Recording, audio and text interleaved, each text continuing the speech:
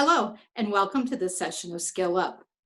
This month, we're going to be talking about time management and specifically Outlook tips.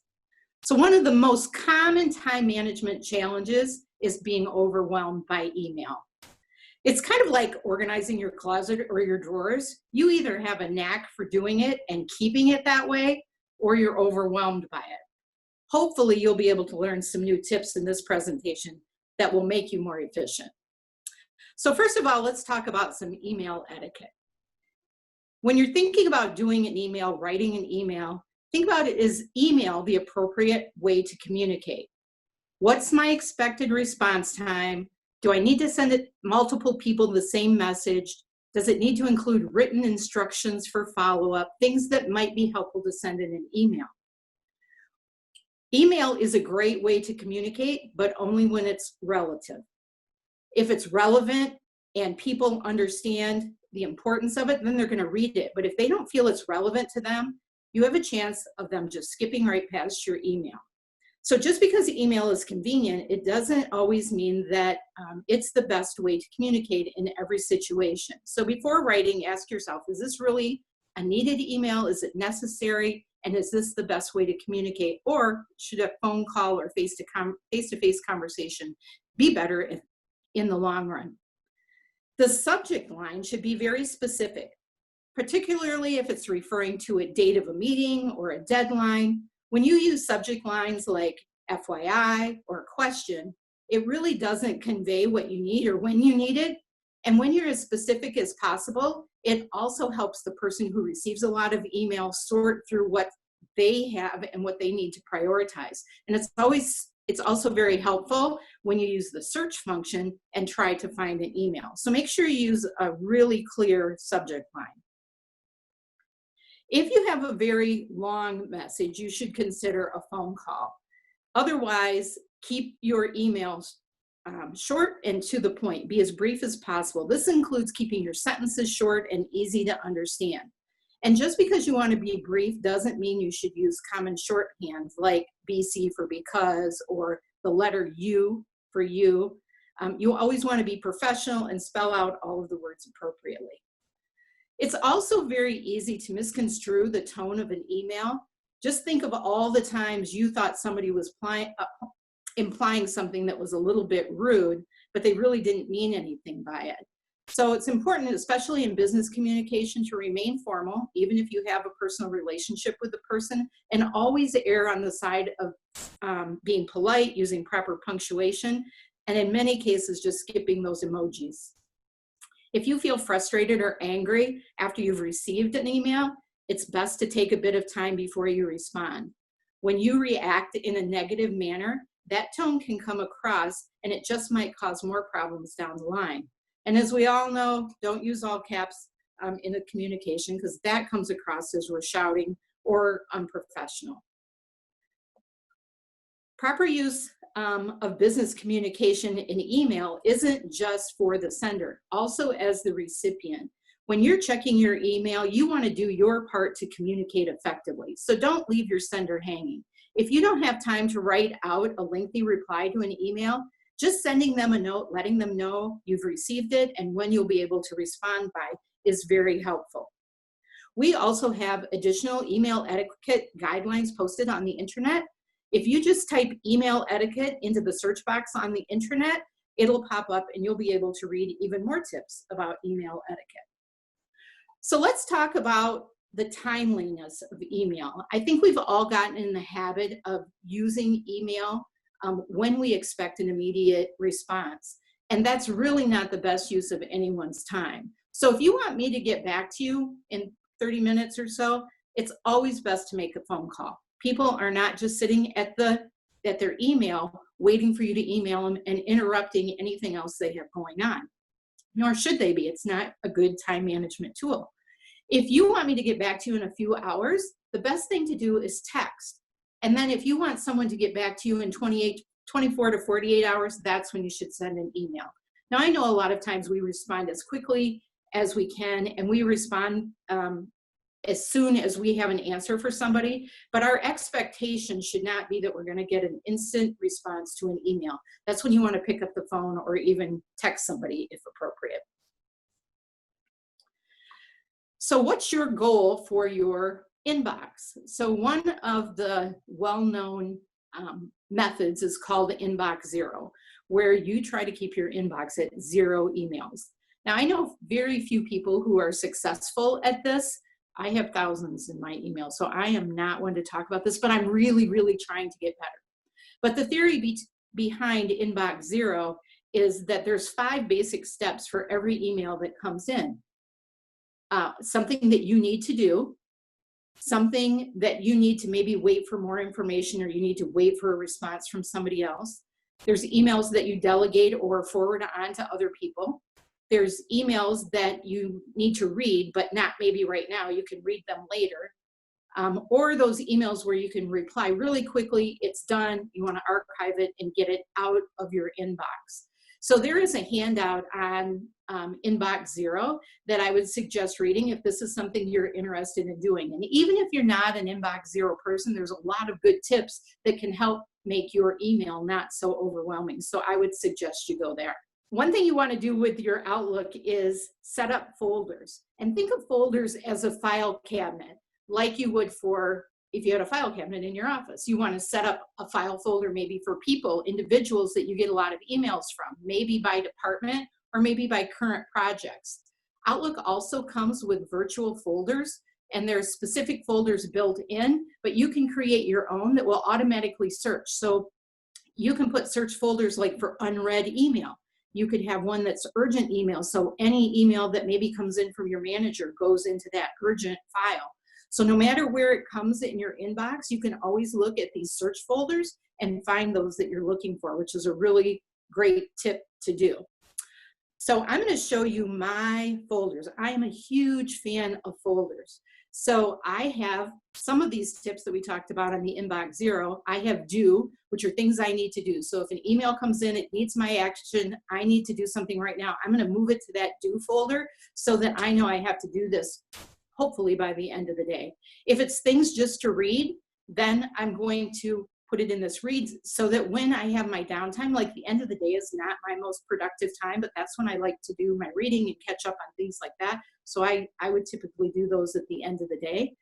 I have a Cheryl folder that's just things I want to keep for me personal, and that's just my way of doing things. I also have a folder set up for everything that goes to A1 email to everybody in the company, and I have that go into a specific folder because those are typically things I don't need to take action on. They're things I need to read, but they're typically a higher priority than what's in my read folder. And so I want to make sure, a couple times a day I'm looking at that so I understand what's going on in the company. Archive are things I just want to keep long term. So you can see that little arrow next to archive. That means there's subfolders underneath those, but those are things I want to keep. I have a file for co-op because I was working on a project with our co-op students. I started a new file for all the COVID-19 communication, so I would have them all together. And then I have all the projects that I tend to work on are listed there as well. So those are how I set up my folders because it makes sense to me. You have to figure out in your job, in your position, what makes sense to you and how would you like to keep things so that you can easily find them. Again, it's up to each of us to find that system, clean out our closet, organize our closet that's best for us.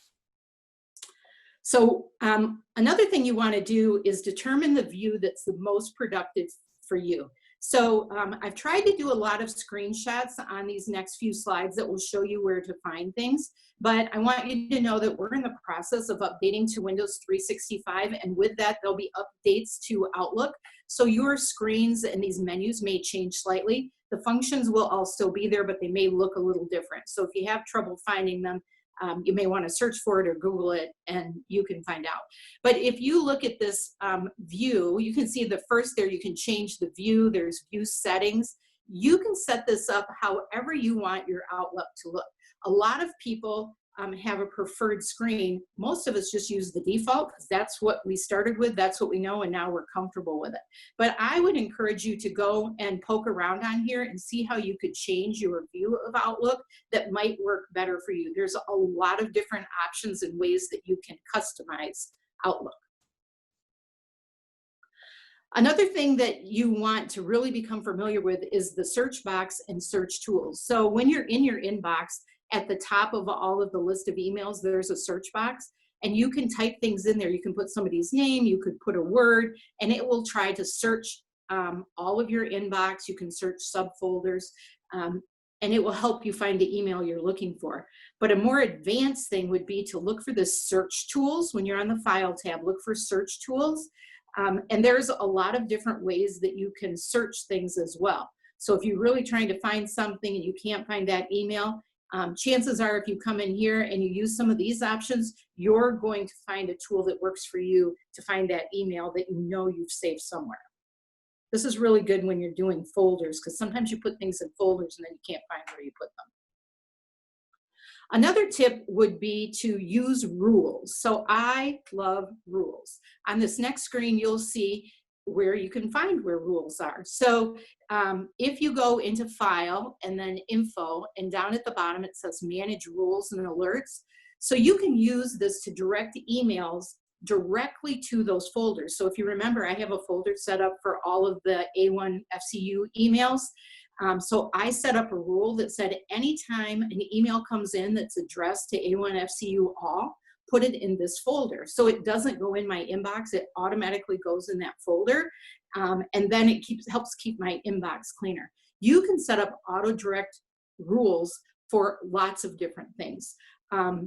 Maybe you want those emails that are just addressed to you, because if it's just addressed to you and nobody else, chances are it's something you really need to know and you need to take action on. So maybe you want those emails to go in a specific folder. I have rules set up for emerging leaders, for Skill Up, for Money Matters. So whenever somebody emails me about those topics, it goes right into those folders. And I like doing that because then I can deal with like topics at the same time. So if I'm focusing on Skill Up, I can look at my Skill Up folder, I can see what people have emailed me about that, and it helps me organize my time better as well. There's a lot of different things you can use rules for, so I suggest you check that one out.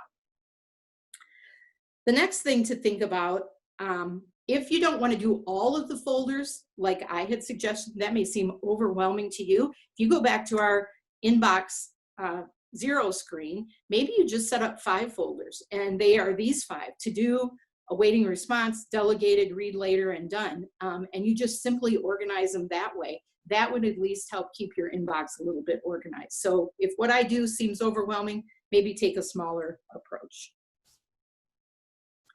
Another tip that you might want to do is use conditional formatting. Conditional formatting allows you to change the color or the font of specific emails you define. So again, maybe when things come into your inbox, you want anything coming from your manager to be in red or to purple, whatever color you choose. Maybe anything that has a specific word in the subject line, you want to change that color to. So you can change the color, you can change the font, you can make it bold. And again, you're going under View and under View Settings, and then you'll see this conditional formatting, and that's where you'll set that up. There's a lot of different ways that you can use conditional formatting that will help bring attention to those emails that are really important to you.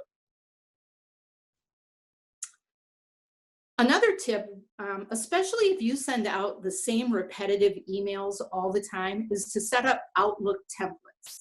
So let's say you have the same email you send to members, and all you need to do is change the name, change the date, whatever. You can save an email as a template, and you just go to create, and then you say File, Save As. And when you want to use it, instead of saying new email, you say new items. And then you have to, it's a little tricky to get there. You go to more items, choose from, and user templates, and you'll find the templates you've saved. So that's one way if you want to save complete emails. Another thing you can do is quick parts. So maybe there's just parts of an email. Maybe there's a disclosure or some verbiage that you have to have on every email dealing with a specific subject. So you can save quick parts And you could put that in for that specific item that you can just go grab and insert into an email. So again, Quick Parts is another way to save reusable text for emails that aren't necessarily the whole email. You could do the whole email here. There's multiple ways you can do this. So from Outlook templates to Quick Parts, I know somebody told me that they use the signature and they create the same kind of thing under signature. Instead of just using it for signature, they'll set up a new signature that has to do with specific text they want to include in an email. So there's a lot of different ways to do this, but just know there's a lot of tools to help make your life easier in Outlook. And you should check them out, especially if you're doing those repetitive kind of emails. So email signatures is something we should all be familiar with. And again, you're going to go when you're in an email to signature, and you can either set up a new one or you can use one that's already there. And remember, the standards for all of our email signatures are posted as well. We want to make sure that we're all using the same font, we're using the same color. We want to make it easy to read for our members. It kind of keeps our brand all looking the same. That's my plug for marketing. So make sure that you're using those guidelines when you set up your email, and pay attention when marketing sends out emails with promotions that we want to include, specifically if you have a lot of external communication where we want to make sure members see those promotions that are going on. So you also have the opportunity here to set up a signature for internal or external, which most people just use one, but there is that option. The next thing you want to think about is auto replies. So this is what we use when we're going on vacation and you want to put an email message out there saying that you're gone. The one thing that you can do is there's the option to do 2 different away messages, one for inside of American One and one for outside of American One. And you want to make sure you click that icon that says send only during that time frame. We've all gotten those email responses that say, sorry, I'm out of vacation. I'll return on January 15th. And here it is in July, because they forgot to turn that off. So if you use that send only, it's automatically got the end date in there, and you won't have to worry about that. The other tip would make sure you update your dates, because that email you set up from your previous vacation is already going to be in there, and it's really easy to come in and set the dates that you want it to start and end, but then we forget to change the date in the body of the text. So make sure you change that both on your internal and external away messages. So we sometimes get distracted when we see these email boxes pop up on our screens that they don't say this, but you've got mail is kind of what it reminds me of. You can set those email notifications to off, or you can set them to only specific people. And I suggest you do that, because we are all like rabbit, and we're looking away from whatever we're doing, because we see that, we think, oh, that's important. They sent it to us. Somebody needs me. I need to stop what I'm doing. It distracts us. It's a big time management no-no to stop and check your email every time an email comes in. Yes, there are sometimes we need to do that. So that's when you make sure you turn on your notifications only for those emails coming from people that you definitely want to read when they come in. The next tip would be set up 2 or 3 key times a day to process your email. Again, you don't want the continuous interruptions. But when you're processing your email, here's a couple tips. First thing, move any junk email right to the junk folder. You can right-click, select junk, and then block sender, and any future emails coming in from that person will automatically go to your junk email. It's not getting deleted, but it's automatically moving it out. You can use the unsubscribe on a lot of emails, but half the time I doubt that those work. Using block sender and junk email will help keep your inbox clean. You also want to answer any simple emails immediately at that 2 or 3 times a day, not when they come in, and then delete them. Once you answer them and they're immediate, you don't need to save it for any retention purposes, delete it. And then move any emails that require action to a task and set up a due date or reminder. We're going to talk about this one in a little more detail in a minute. But again, make sure 2 or 3 times you're just processing your email and you're moving things that have came into the appropriate folder, or taking action if you can.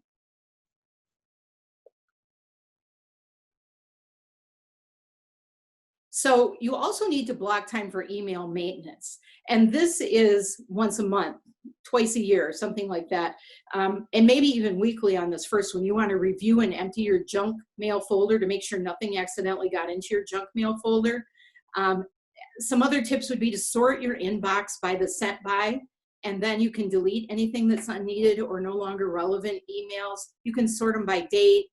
There's a lot of ways you can sort them. You could put a certain word in your search box and find emails that you know you can delete, all of these things. Review your folders. What did you put inside your folders that are no longer relevant and can be deleted? And if there are emails that you really want to save for historical purposes, save those on your shared drive for future reference.